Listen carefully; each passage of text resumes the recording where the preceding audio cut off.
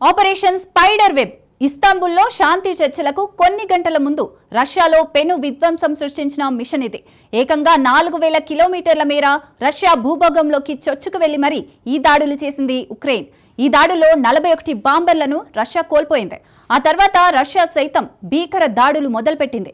Ukraine సరిహద్దులకు భారీ మిసైళ్లతో ట్రక్కులు వెళుతున్న దృశ్యాలు వైరల్ అవుతున్నాయి. ఇక్కడే పశ్చిమ దేశాల వెన్నులో వణుకు మొదలైంది.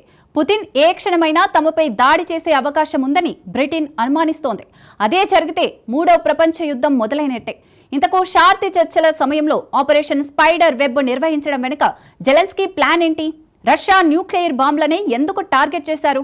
బ్రిటన్, జర్మనీ అనుమానిస్తున్నట్లుగా పుతిన్ నాటో దేశాలపై విరుచుకుపడబోతున్నాడా? Watch this. ఊహించని మలుపులు తిరుగుతున్న Ukraine Russia war. Operation spider web తర్వాత మారిపోతున్న పరిణామాలు. ఉక్రెయిన్ రష్యా యుద్ధం సరిహద్దులు దాటే టైం వచ్చిందా? అది టోక్యోలోని ఇస్తాంబుల్. 3 ఏళ్లకు పైగా సాగుతున్న భీకర యుద్ధానికి ఎండ్ కార్డు వేయడమే లక్ష్యంగా శాంతి చర్చలకు అక్కడ ఏర్పాట్లు జరుగుతున్నాయి. మరికొన్ని గంటల్లోనే ఉక్రెయిన్ రష్యాకు చెందిన అధికారులు చర్చల్లో పాల్గొని యుద్ధ సంక్షోభానికి ముగింపు పలుకుతారని ప్రపంచ దేశాలు భావించాయి. అంతా అనుకున్నట్టు జరిగితే ఆ చర్చలు ఈపాటికి పూర్తయ్యేవి. కానీ అలా జరగలేదు. శాంతి చర్చలకు కొన్ని గంటల ముందు ఉక్రెయిన్ ఊహించని దాడితో రష్యాను సర్ప్రైజ్ చేసింది. ఆపరేషన్ స్పైడర్ వెబ్ పేరిట 100 డ్రోన్లతో రష్యాపై విరుచుకుపడింది. అచ్చంగా హాలీవుడ్ యాక్షన్ సినిమాల్లో కనిపించినట్టే అత్యాధునిక డ్రోన్లు రష్యాలోని కీలక ఎయిర్బేస్లపై విరుచుకుపడిపోయాయి. ఈ దాడుల్ని స్వయంగా ఉక్రెయిన్ అధ్యక్షుడే పర్యవేక్షించాడు. ఈ ఆపరేషన్ రష్యాతో పాటు యావత్ ప్రపంచాన్ని సర్ప్రైజ్ చేసింది. ఎందుకంటే 4000 కిలోమీటర్లు రష్యా భూభాగంలోకి చొచ్చుకెళ్లి మరీ ఉక్రెయిన్ ఈ దాడులు చేసింది. నిఘా విషయంలో ఎంతో అప్రమత్తంగా ఉండే పుతిన్ కూడా ఉక్రెయిన్ దాడిని ఊహించలేకపోయారు.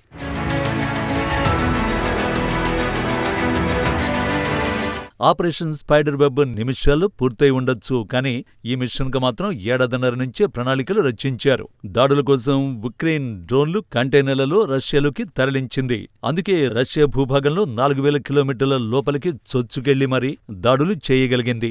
మధ్యాహ్నం సమయంలో ఇర్కుట్స్క్ ప్రాంతంలో పలు ఎయిర్బేస్లపై దాడులు చేయడంతో 41 బాంబర్లు ధ్వంసమయ్యాయి. ఈ ప్రాంతంలో ఉక్రెయిన్ దాడులు చేయడం ఇదే తొలిసారి.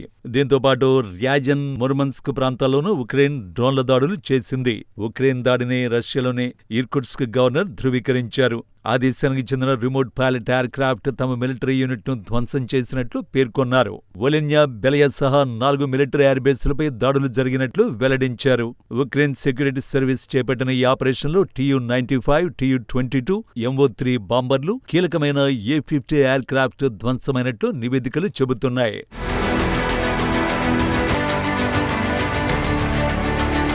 ఉక్రెయిన్ డ్రోన్ల దాడుల్ని రష్యా రక్షణ మంత్రిత్వ శాఖ ఉగ్రదాడిగా అభివర్ణించింది. ముర్మన్స్క్, ఇర్కుట్స్క్, ఇవనోవా, ర్యాజన్, అమూర్ ప్రాంతాలపై దాడులు జరిగాయని వెల్లడించింది. అన్ని దాడుల్ని తిప్పికొట్టామని తెలిపింది. వైమానిక స్థావరాలకు దగ్గర నుంచి FPV డ్రోన్లతో దాడులు చేయడంతో వైమానిక సామగ్రి మంటల్లో చిక్కుకుందని వివరించింది. రష్యాలోకి డ్రోన్లు తరలించిన ట్రక్ డ్రైవర్ని పోలీసులు అదుపులోకి తీసుకున్నారు. ఆ తర్వాత రష్యా సైతం ఉక్రెయిన్లో 1000 కిలోమీటర్ల దూరం వెళ్లి అతి పెద్ద దాడి చేసింది. 472 డ్రోన్లను ప్రయోగించింది. యుద్ధం మొదలయ్యాక ఇదే అతి పెద్ద దాడి అని కీవ్ అధికారులు తెలిపారు. సైనిక శిక్షణ కేంద్రంపై జరిగిన దాడిలో 12 మంది సైనికుల మృతితో పాటు 60 మందికి పైగా గాయపడ్డారు. వెల్క్సివ్కా గ్రామాన్ని స్వాధీనం చేసుకున్నామని రష్యా ప్రకటించింది. అయితే ఆపరేషన్ స్పైడర్ వెబ్ ద్వారా రష్యా బాంబర్లనే ఉక్రెయిన్ ఎందుకు టార్గెట్ చేసింది? Tu-95MS రష్యన్ వ్యూహాత్మక బాంబర్స్ ఇవి. వీటికి బ్యాడ్ బాయ్ అనే మరో పేరు కూడా ఉంది. సోవియట్ కాలం నాటి ఈ బాంబర్లు బ్యాడ్ బాయ్ పేరుకు తగ్గట్టే ఉంటాయి. 1952లో సోవియట్ సైన్యంలో ప్రవేశించిన Tu-95MS బాంబర్ ఇప్పటికీ సేవలందిస్తూ ప్రపంచంలో అత్యంత పాత డిజైన్ కలిగిన విమానాల్లో ఒకటిగా గుర్తింపు పొందింది. అమెరికాపై అణుదాడులకు ఉపయోగించే ఉద్దేశంతో ఈ బాంబర్లను తయారు చేసిన యుద్ధంలో తొలిసారి వినియోగించింది మాత్రం పుతిన్ సర్కారే. సిరియా యుద్ధంలో బషర్ అల్ అసద్కు మద్దతుగా వీటిని రష్యా సైన్యం వాడింది. ప్రొపెల్లర్ శక్తితో నడిచే ప్రపంచంలో ఏకైక బాంబర్లు ఇవే కావడం స్పెషాలిటీ. వాటి ప్రొపెల్లర్లు శబ్ద వేగానికి మించి ఉండడం వల్ల గగనతలంలో శబ్దం భీకరంగా ఉంటుంది. అమెరికా నౌకాదళ నివేదికల ప్రకారం గగనతలంలో Tu-95MS బాంబర్లు ఎగురుతుంటే నీటి లోపల ఉండే జలాంతర్గాములు వాటి శబ్దాన్ని గుర్తించగలిగాయట. విమానాల్ని నడిపే సిబ్బంది వాటి శబ్దం వల్ల వినికిడి శక్తి కోల్పోయే ప్రమాదం కూడా ఉంది.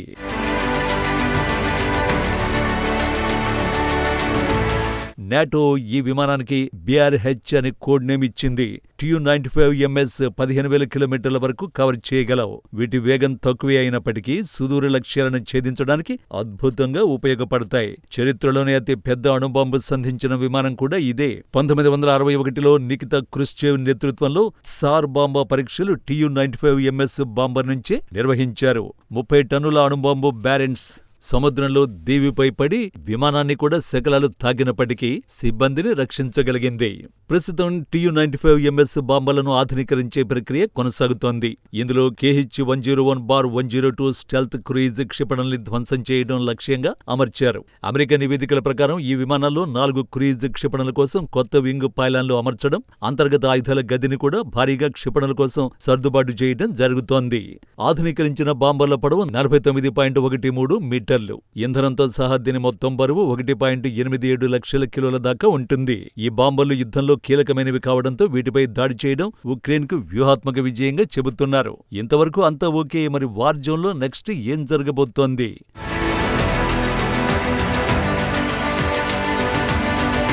ఆపరేషన్ స్పైడర్ వెబ్ కు కౌంటర్గా మాస్కో ఇప్పటికే భీకర దాడులకు దిగింది. భారీ క్షిపణులతో కూడిన మిలిటరీ ట్రక్కులు ఉక్రెయిన్ సరిహద్దులకు తరలుతున్న వీడియోలు సోషల్ మీడియాలో వైరల్ అయ్యాయి. వాటికి రష్యా పౌరులు ఘనంగా వీడ్కోలు పలకడాన్ని బట్టి చూస్తే ఉక్రెయిన్పై వారిలో నెలకొన్న వ్యతిరేకత ఏ స్థాయిలో ఉందో అర్థం చేసుకోవచ్చు.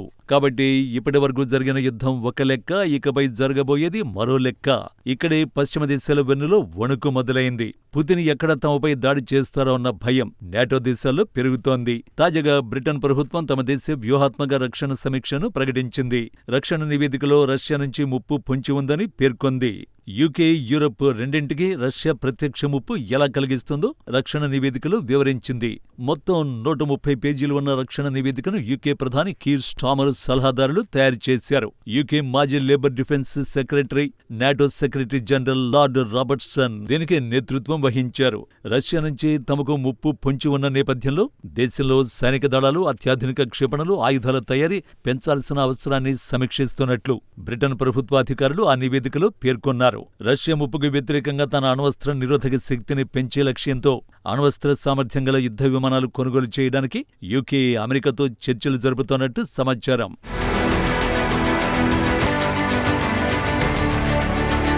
మరోవైపు పుతిన్పై జర్మన్ డిఫెన్స్ చీఫ్ కార్స్టన్ బ్రూయర్ సంచలన వ్యాఖ్యలు చేశారు. నాటోపై రష్యా దాడి చేసే అవకాశం ఉందని ఆయన అభిప్రాయపడ్డారు. నాటో దేశాలు దానికి సిద్ధంగా ఉండాలని తెలిపారు. రష్యా ఏటా 1,500 యుద్ధ ట్యాంకులతో పాటు 4 మిలియన్ రౌండ్ల బుల్లెట్లను ఉత్పత్తి చేస్తోందన్నారు. ఉక్రెయిన్పై జరుగుతున్న యుద్ధంలో వీటిని కొంత మొత్తంలోనే వాడుతోందని తెలిపారు. నాటో దేశాలు సైతం రష్యాను ఎదుర్కొనేలా తమ సైన్యాన్ని పెంచుకోవాలని తేల్చి చెప్పారు. నిజానికి 3 నెలల క్రితమే బ్రిటన్ మీడియా ది సన్ సంచలన నివేదిక బయటపెట్టింది. అందులో 6 నెలల్లో ప్రపంచ యుద్ధం రాబోతోందని విశ్లేషించింది. పుతిన్ యూరోప్లో ఓ పెద్ద యుద్ధాన్ని ప్రారంభించడానికి సన్నాహాలు చేస్తున్నట్టు నివేదికలో పేర్కొంది. డానిష్ నిఘా సంస్థ రష్యా సైనిక సామర్థ్యాలను అంచనా వేసిందని బ్రిటిష్ మీడియా సంస్థ ది సన్ నివేదించింది. నాటోపై పూర్తిస్థాయి దాడిని ప్రారంభించే ముందు పొరుగు దేశాలపై యుద్ధం చేయడానికి పుతిన్ సిద్ధంగా ఉండొచ్చని ఆ నివేదిక పేర్కొంది. ట్రంప్ చొరవ తర్వాత రష్యా, ఉక్రెయిన్ మధ్య శాంతి ఒప్పందం కుదిరే అవకాశం ఉందని భావిస్తున్న వేళ ఈ నిఘా నివేదిక బయటకొచ్చింది. డెన్మార్క్ డిఫెన్స్ ఇంటెలిజెన్స్ సర్వీస్ చేసిన రహస్య అంచనా ప్రకారం రష్యా పశ్చిమ దేశాలతో వివాదంలో ఉందని, నాటోకు వ్యతిరేకంగా యుద్ధానికి సిద్ధమవుతోందని ది సన్ నివేదిక పేర్కొంది. నాటోను సైనికపరంగా బలహీనపరచాలని పుతిన్ భావిస్తే ముప్పు మరింత ఎక్కువగా ఉంటుందని డెన్మార్క్ నిఘా నివేదిక అంచనా వేసింది.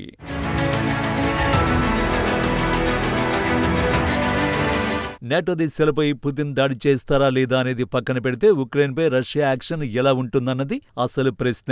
కీవ్పై అణుదాడి చేసే అవకాశాలపైన తీవ్ర చర్చ నడుస్తోంది. ఉక్రెయిన్పై అణ్వాయుధాలను ప్రయోగించడానికి రష్యా సిద్ధపడిందనే వార్తలు వెల్లువెత్తుతున్నాయి. అధ్యక్షుడు పుతిన్ న్యూక్లియర్ యూనిట్ను అప్రమత్తం చేశారని ఆ దేశ మీడియా వెల్లడించింది. తుది ఆదేశాల కోసం రష్యా ఆర్మీ ఎదురుచూస్తోందని పేర్కొంది. అయితే ఈ వార్తలపై క్రెమ్లిన్ స్పందించింది. న్యూక్లియర్ ఆయుధాలను సంధించడానికి పుతిన్ సిద్ధంగా లేరని తెలిపింది. కిందటి నెల 4వ తేదీన ఓ ఇంటర్వ్యూలో పుతిన్ చేసిన వ్యాఖ్యల్ని ప్రస్తావించింది. ఉక్రెయిన్పై అణ్వాయుధాలను ప్రయోగించదలుచుకోలేదని, భవిష్యత్తులో కూడా అవసరం రాకపోవచ్చని పుతిన్ ఆ ఇంటర్వ్యూలో స్పష్టం చేశారు. అయితే ఉక్రెయిన్పై అణుదాడి అవకాశాలను కొట్టిపారేయడానికైతే లేదు. ఎందుకంటే శాంతి చర్చలకు సిద్ధమైన వేళ ఉక్రెయిన్ ఈ రేంజ్లో దాడి చేయడం చిన్న విషయం కాదు.